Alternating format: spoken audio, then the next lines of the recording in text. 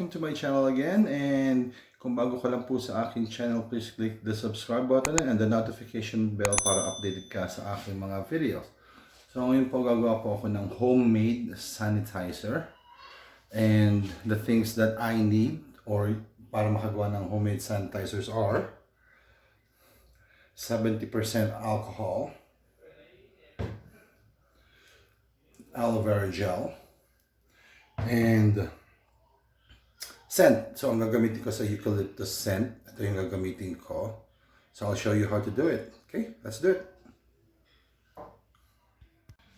So meron ako dito cleaned na pump na container. So what we need is 2/3 nitong aloe vera gel. So we're gonna place it in here.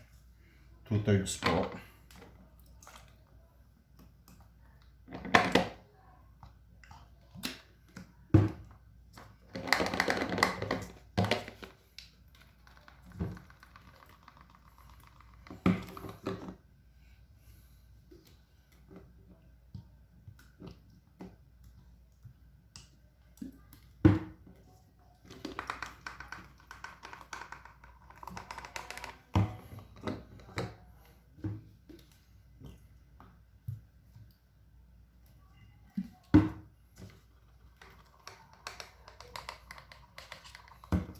So once meron ka na ng 2/3 noon sa lalagyan.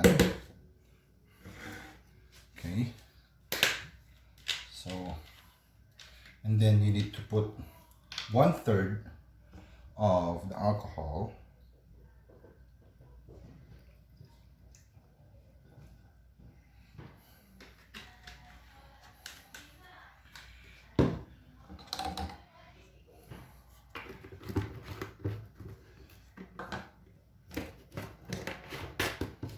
And probably 7 to 10 drops noong scent. So I'm using the eucalyptus one. Then you just cover it,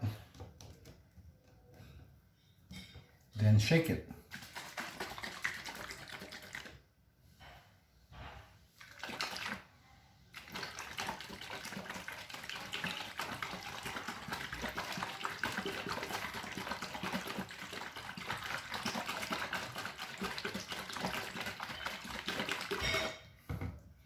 Once na-shake mo na siya properly, just make sure na evenly yung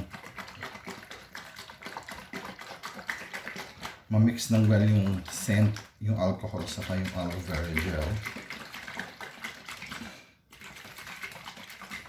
Once you get, and you have your very own hand sanitizers.